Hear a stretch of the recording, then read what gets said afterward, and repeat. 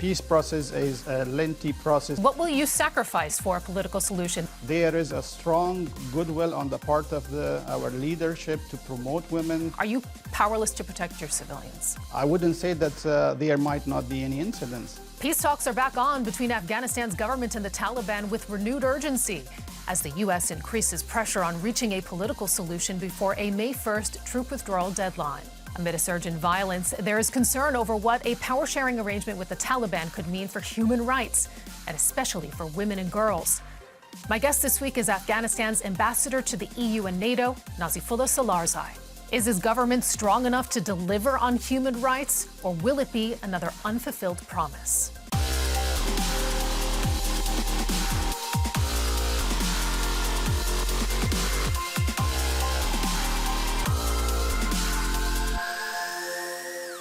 Ambassador Salarzai, welcome to Conflict Zone. Thank you. Thank you for having me. The government of Afghanistan is at the negotiating table with the Taliban to find a political solution to decades of war. Your leaders have promised that compromises would not include basic rights. How credible is that guarantee when at last week's conference in Moscow, your delegation included two warlords who themselves are accused of grave human rights abuses? Thank you, Sarah. The question here is about how to make sure that the hard-won gains of the last 20 years are preserved, protected, and to the best possible case they are promoted. I think that's what we are focused today, and that's what our people want from us. That's the mandate that our people give us. So I think with that in mind, we will go ahead and engage in a meaningful discussion to bring about a sustainable peace to Afghanistan. So to be clear, Mr. Ambassador, you expect two warlords at the table, one of whom is known as the Butcher of Kabul, accused of shelling civilians, assassinating intellectuals, torture, to advocate for human rights for your country? See, I think the peace process is a lengthy process, and that includes, let's say, a number of events to come together so that we can come to a conclusion of the peace process. And I think those sitting around the tables are the reality of Afghanistan, and let the people of Afghanistan decide on that who do they want to see around that table, and who do they trust to deliver them the peace that they have been desiring for almost 40 years. But again, what will you sacrifice for a political solution? This is the symbol that you are sending. And I'd like to mention, I mentioned one of the warlords, the other, Marshal Dostum, is accused of rape and murder. In a deal to shore up support for your unity government, he was awarded the highest possible honor in your military, the honor of Marshal. What signal does that send, not only about how weak your government is, but also how principled? See, I think when it comes to the question of sacrificing for peace in Afghanistan, I think we have already sacrificed a lot, and we have endured the most difficult time that one can imagine. But when it comes to, as I indicated earlier, to the hard-won gains of the last 20 years, I think we are standing firm and tall to defend those rights, and I think that's going to be the case. I'm not going to engage in, let's say, that who was there, who was not there. I think I can speak for the delegation of the government of the Islamic Republic of Afghanistan that included a woman who is Let's talk about a strong defender and a champion of women's rights. Let's talk about that, because a lot of people are looking at who was there and who wasn't there. And you mentioned difficult times. Women paid very much so the highest price under the Taliban's rule. The delegation of 12 in these Moscow talks that we have been discussing included just one woman, as you have mentioned. One woman to represent the interests of half of your population. Is that the right proportion to reflect your vision for peace for the new Afghanistan? Well, I think if we're talking about numbers, I think of the 4 people that have been invited from to represent the government of the Islamic Republic of Afghanistan delegation, one of them was women, 25% women representation there. But I think that doesn't mean that, yes, we have to be complacent with how we were represented there.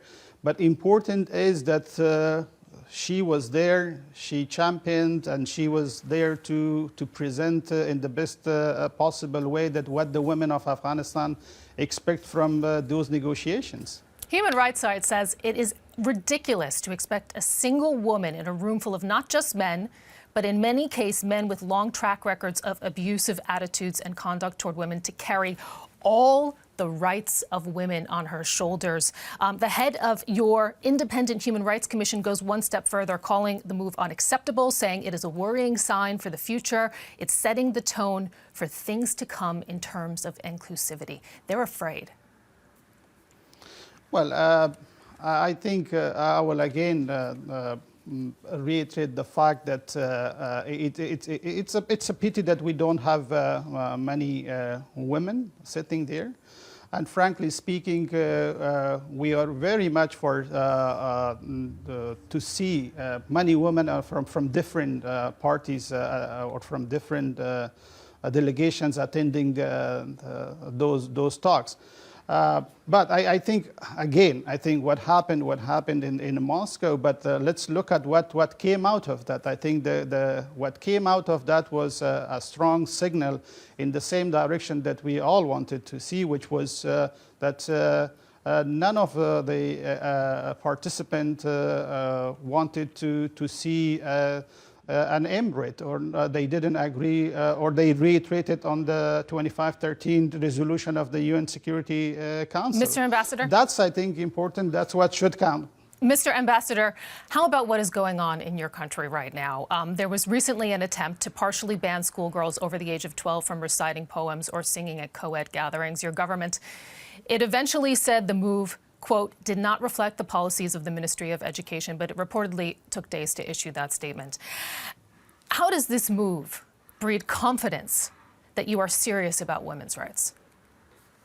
Well, I think the seriousness of women of this government, I think, speaks for itself. I think that was a simple misunderstanding between the leadership of a small educational district and the ministry. I think it was cleared at the end, and everything is back to normal. I think it was just a small thing on paper, so we shouldn't generalize that one single incident that was, again, right. A misunderstanding. You're trying to frame it as a small thing, but the bottom line is that somebody in a position of power sent out this directive. It has sparked outrage. One human rights activist calls it the Talibanization from inside of the republic. It's a worrying sign, isn't it, of how quickly the rights of women and girls could be under threat, could be taken away.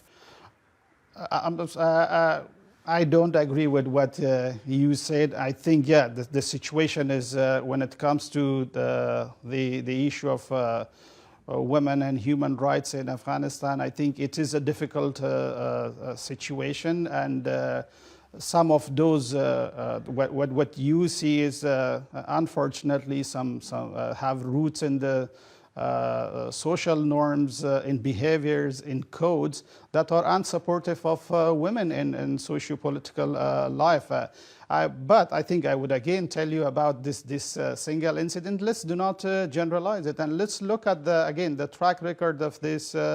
The last 20 years, that what we have done right. for women, and that are unprecedented, and we did not have these facts that if you look at them, they are sitting in the parliament, in the politics, in business. I think in every aspect of life, you can see that it's a growing trend, and I think we have to look at that from a positive angle. You say you want us to look at it from a positive angle, not to generalize. However, there are other conservative moves that have been introduced by your government. These are some proposals to amend some laws. The first, and I'd like to walk through them, was a change to the education system that would have children studying in mosques for the first 3 years of school. The second, a proposed change to the family law that would allow underage marriage with the consent of male relatives and the approval of a court. So, you have people in power who don't want teenage girls to sing, but want them to marry? Well, again, if you look at in the last 5 years, we had some over 480 laws and regulation passed. And I think if you go after one or two single incidents and which have not been implemented, they were just there, they were, I don't know, again. But the bottom line is these are the policies being put forward by your government. These are the policies being put forward by your government. Policy. How could, it was proposed by your education ministry. How could that bode well for women's rights when you are sitting across the table from the Taliban, who among other things want to decide when girls can and cannot go to school, who are known for their violent practices? Well, I think, again, it's not our government policy. Again, let's do not generalize single incidents or these here and there, one or two. I think, I'm not saying that you will not see them in the future. They will not be the last. There will be, again, attempts to silence the voice of women or somehow impede the empowerment of women. But I think what you need to look at is, I think, the bigger picture. The bigger picture states that there is a strong goodwill on the part of our leadership to promote women, to protect their rights, to preserve their rights, and to promote their rights.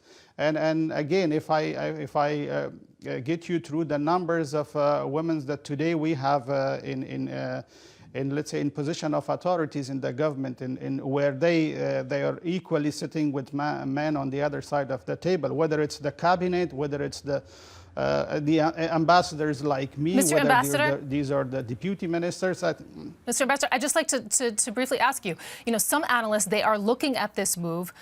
They're seeing it as a bid by the government to get support from conservatives who think that the Taliban potentially might win here. And this is what the International Crisis Group, one of their analysts, has said. He says that it looks like you're saying to these conservatives, look, you don't need to go over to the Taliban to get what you want. Is your government right now so weak that you have to play politics with the future of women and girls in the country?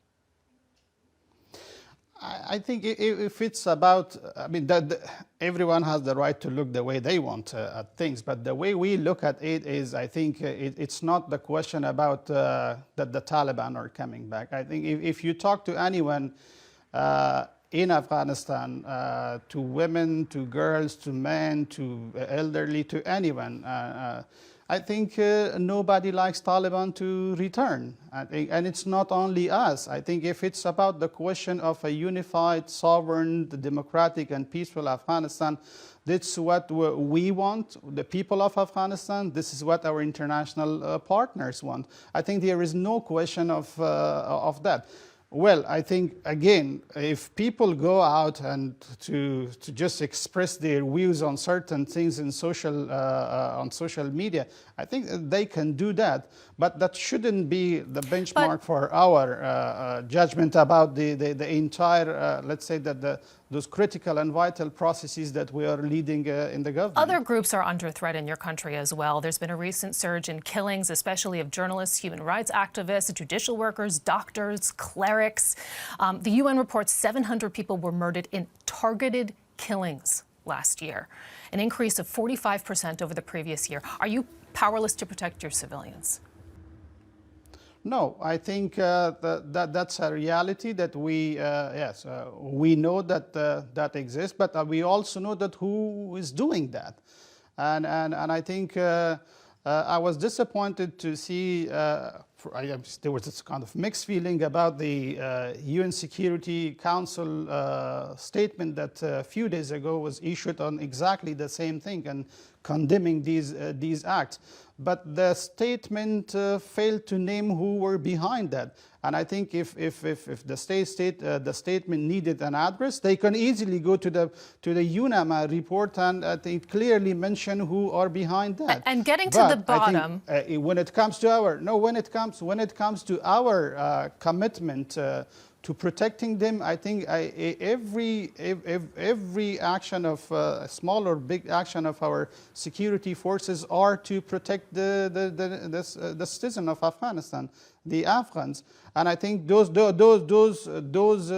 journalists, those doctors, those civil society activists, they are part of that. NGO and rights groups, they're looking at the situation and the approach of your government and saying that it appears that investigations are either not happening or the government is sharing very little information, that there have been, very little support to help mitigate the risks.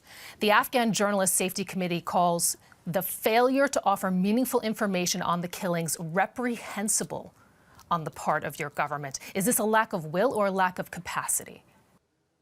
No, I think it's none of them, but I think well, you have to look at the complexity of the situation.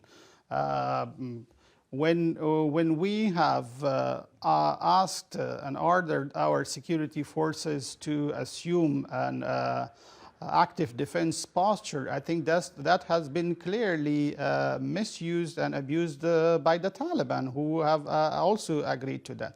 So instead of engaging in large-scale attacks, I think that's what they tend to do. So these are, for them, they are soft targets, and it's just headline grabbing incidents, and they will continue to engage in that. But we're talking about the efforts of your government, so let's focus on that. The president issued a decree more than 3 months ago to create a joint commission for the protection of human rights defenders. Amnesty International says the following: no practical steps have been taken to make it effective, to make it an effective protection mechanism to protect your civilians. A lack of information on any plan or strategy to address the escalating threat has been presented. They say that this delay, that this has cost lives in the country. So you set up a commission instead of really doing something? No, I think the commission is set up for a purpose, and I think it takes time that until that commission is fully operationalized. And I think, and then let's again, I think, look at this, the reality on the ground. I think you can't. It's time that many of your civilians don't have. Of those people. It's time that many of your civilians don't have, that 700 of your civilians didn't have. Well, I think you are engaging the security forces of Afghanistan are doing the job of the 150,000 international troops they were doing prior to 2015. I think that's the job of them fighting Taliban and plus more than 20 other internationally recognized terrorist groups in Afghanistan. So it's not about again. I'm not saying that they shouldn't be protected. They should be protected. It's a work in progress. The commission has been just set up, so it takes time. But again, I think if the other side, which is the Taliban, and they continue to target them, I wouldn't say that there might not be any incidents.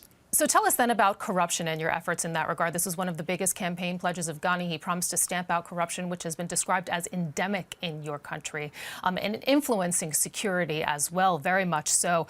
The U.S. says that you only take action when donors are engaged and that you are often making just, quote, paper reforms, such as drafting regulations or holding meetings. And that's indeed what we saw ahead of a donors conference in Geneva in the fall. President Ashraf Ghani, after years of promising it, finally introduced and established an independent anti-corruption commission. Did you only set this up because your donors forced you to?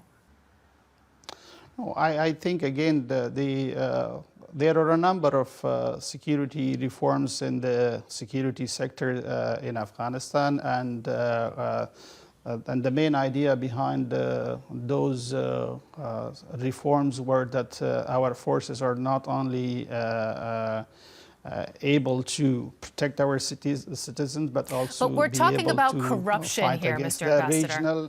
Regional and international. See, I'm coming to that one. Corruption that has been described as endemic in your country. It's been described by a UN report as metastasized, as a cancer in the country, eating it from the inside.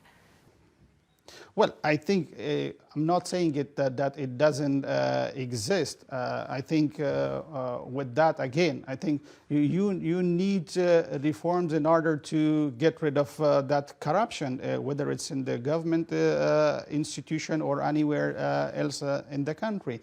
And I think on that one, if you look at what we have presented in Geneva conference was a mutually agreed document, and with a three-pillar approach to let's say that to develop to take Afghanistan to a further step. But what you're presenting, Mr. Ambassador, is not lining up with what you're delivering. Again, I mentioned earlier that the Special Inspector General for Afghanistan Reconstruction in the U.S. said that you've taken limited steps. They say that there are thousands of cases they have found that have not even been evaluated. You know, one of the cases where your president made a very big promise, he said that there would be meaningful action on recovering the funds for the Kabul bank case, the theft of almost $1 billion from the largest bank in the country that led to the fiscal crisis in 2010. This was one of his biggest promises of the beginning of his presidency. The U.S. says that more than half of the money has not been recovered. Where is the money? Where is the justice? Well, I think having had the honor of working with President Ghani when he first started the National Unity Government in late 2014, I think I personally witnessed that how difficult this task was, and I did also witness that how strong President Ghani's resolve in tackling that problem was. I think I would say that half of those funds have been recovered, and I think again, you but have the numbers don't look good. Sitting in prison. When you look at the top brass from the Kabul bank, for example, the former CEO owing $196 million, according to the head of the Kabul Bank Recovery Department. He's paid $14 million to the department, merely a fraction. The late founder also owing $272 million. What you need to look at is, I think, is the difficult circumstances and the complexity of dealing with an issue like a Kabul bank case, because of the too many stakeholders in that. The point, Mr. Ambassador, is that this has been described as part of a bigger trend, and I'm quoting here from the U.S. report, of impunity of powerful Afghans as an ongoing issue. People that are politically connected to your government. The U.S. Inspector General Spoko said the following, and I'd like to read this for you. He said, little progress, if any, made in combating corruption is critical oxygen to the insurgency. So we're talking also about a security issue here. The Taliban, other terrorist groups, they point to the warlords, point to corrupt officials, the fact that there's immunity. If you're a high official in Afghanistan, you ain't going to jail. No, I think that's not the case. I think if you look at the government, I think from the top level there is a strong will to end the culture of impunity from day one of this government, and I think you can see that a number of ministers, a number of deputy ministers, generals, all have been referred to the Attorney General's office, and I think again in that department we also need a number of reforms. I'd just like to ask you before we go. There's signs of fragmentation in your government. For example, you failed to complete your cabinet. You had, as of the beginning of March, 7 ministers that had not been confirmed by Parliament. You had just last week the Interior Minister sacked. And we have Abdullah saying the following about that move, saying the decision is against the interests of the country. It's unacceptable. It's without consultation, without justifiable reason. You know, if you can't even work together in the current government structure, if this is what the dynamic is, how do you expect to take on the Taliban? Well, I think these are two different issues. I think domestically, I think any replacement or changing of authorities or ministers, I think it's within the jurisdiction of the president, I think, given by the constitution to him. And I think these are normal, and I think you need to see who best fits the job, and I think that's yeah. what. But the point is done. that the president and the chief executive in a so-called unity government are displaying anything but. Well, I think unity government doesn't mean that there won't be any issues of difference. I think it's again, it's normal, it's healthy, and I think but this is what again we will continue to see. So, Ambassador Nazifullah Salarzai, we have to leave it there. Thank you for joining us on Conflict Zone. Thank you.